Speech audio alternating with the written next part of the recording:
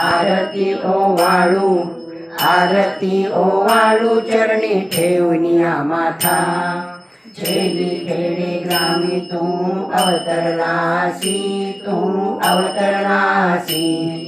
जगदुद्धारासाठी, जगदुद्धारासाठी राया तू फिरसी। भक्तवत्सल खरा तू एक होसी, तू एक होसी। म्हणून शरण आलो, म्हणून शरण आलो तुमच्या चरणासी। जय देव जय देव जय श्री स्वामी समर्था, जय श्री स्वामी समर्था। आरती ओवाळू, आरती ओवाळू चरणी ठेवनिया माथा। त्रैगुण्य परब्रह्म तुमचा अवतार, तुमचा अवतार। त्याची काय वर्णू, त्याची काय वर्णू लीला पामर। शेजारी कशले नरगे त्या पार, नरगे त्या पार। तेथे जडमुड कैसा, तेथे जडमुड कैसा करू मी विस्तार।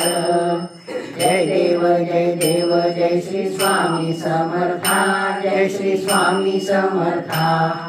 आरती ओवाळू, आरती ओवाळू चरणी ठेवनिया माथा।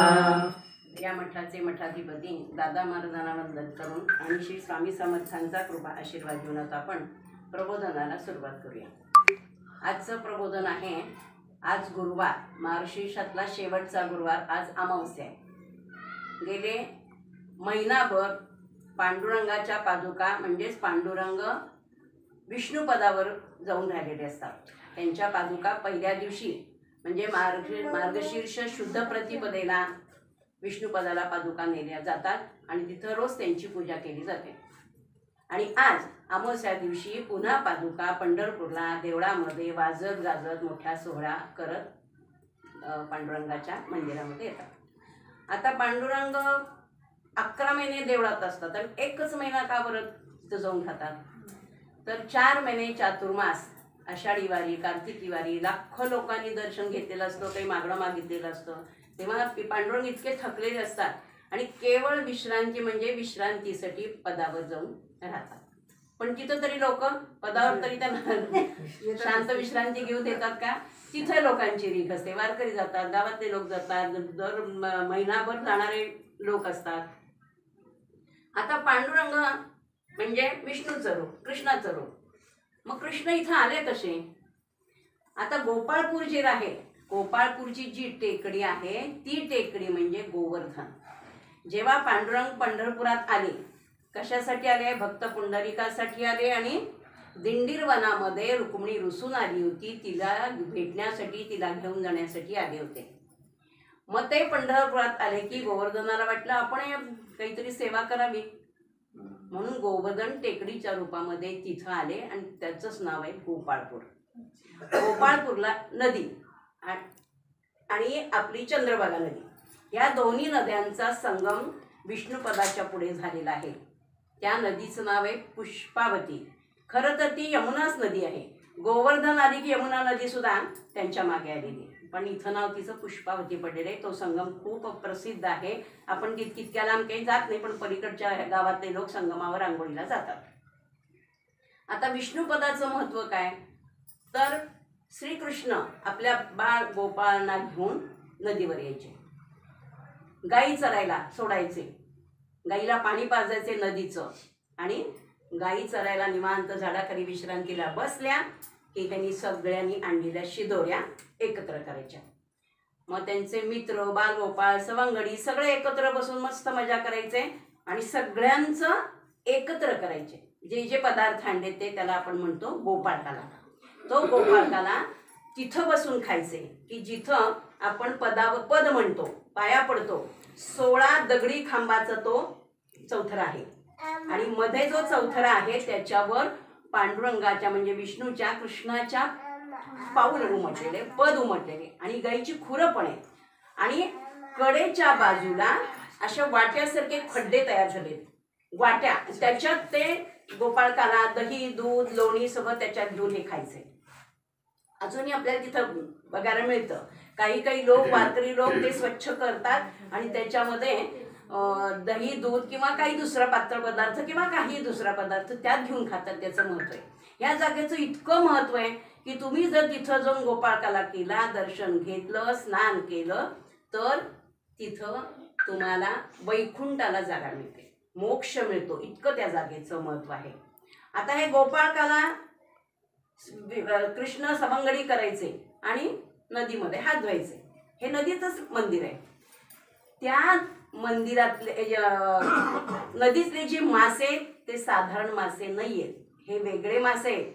हे देवदेवतांची रूप आहेत. ती मासे म्हणजे की कृष्णाचं उष्ट खायला मिळावं, उच्छिष्ट खायला मिळावं म्हणून ते माशाच्या रूपामध्ये तिथं यायचे. आणि कृष्णाने हात धुतल्यानंतर, सवंगड्याने हात धुतल्यानंतर जे काही शीत छोटंसं बारीकसं असेल ते खायसाठी तिथं ते मासे येतात. म्हणजे देवतांची रूप आहेत, सगळ्या देवदेवतांची आहेत. हे साधे मासे नाहीत तिथले. आता ते मासे सगळं आता पूर्वीचं होतं, आता तिथं मासे नाही आहेत. सगळा प्रकार आता तिथं वेगळा झालेला आहे. पण पाणी असतं, पाण्यामध्ये ते देऊळ आहे. वर चढून आल्यानंतर आपल्याला जनाबाईचं मंदिर दिसतं. जनाबाई काय करायची? दळण दळायची. अतिशय भक्ती, पांडुरंगावर भयंकर भक्ती. पांडुरंगाचं नाव सतत तोंडात असायचं. पांडुरंगाला तिची दया यायची. तिला खूप दळण दळावं लागायचं. मग रात्री काय करायचे? पांडुरंग तिला दळायला मदतीला यायचे. रात्रभर तिच्याबरोबर दळण दळायचे आणि पहाटे आपल्या पुन्हा पांडुरंग देवळामध्ये येऊन हातकटेवर ठेवून उभारायचे. एकदा काय झालं? दळता दळता पांडुरंगांना लागली झोप. आता झोप तशी कशी करायची म्हणून अंगावरचे सगळे दागिने त्यांनी काढून ठेवले. शेला काढला, सगळे दागिने काढले, त्यांना लागली झोप. पहाट झाली. पुजारी देवळामध्ये आले. अरे च्या, पांडुरंग कुठे गेले? पांडुरंग तर जागेवर नाही आहेत. इकडं तिकडं बघायला गेले तर बरोबर ह्या. पण तेवढ्यात काय झालं? त्यांना जाग आली पांडुरंगाला आणि पटकीने ते वस्त्र न घेता, म्हणजे उत्तरीय होतं, आणि दागिने न घेता गेले आणि उभारले जाऊन. देवाचे दागिने कुठे गेले? पुजाऱ्याला प्रश्न पडला. कोणीतरी चोरले. त्यांच्या लक्षात आल्याबरोबर त्यांनी कुठंतरी बघावं म्हणून बरोबर जनाबाईच्या घरात आले.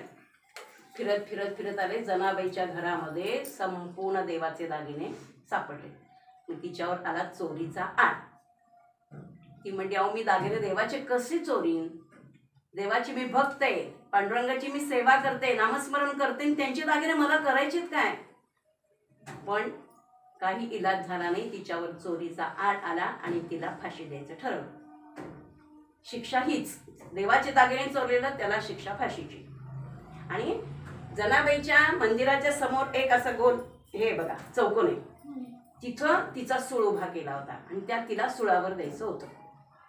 पण पांडुरंगावर एवढी भक्ती होती, एवढी भक्ती होती, तिला सुळावर दिल्याबरोबर त्या सुळाचं झालं पाणी आणि तिची काहीही तिला झालं नाही. पांडुरंगाने बरोबर तिला वाचवलं.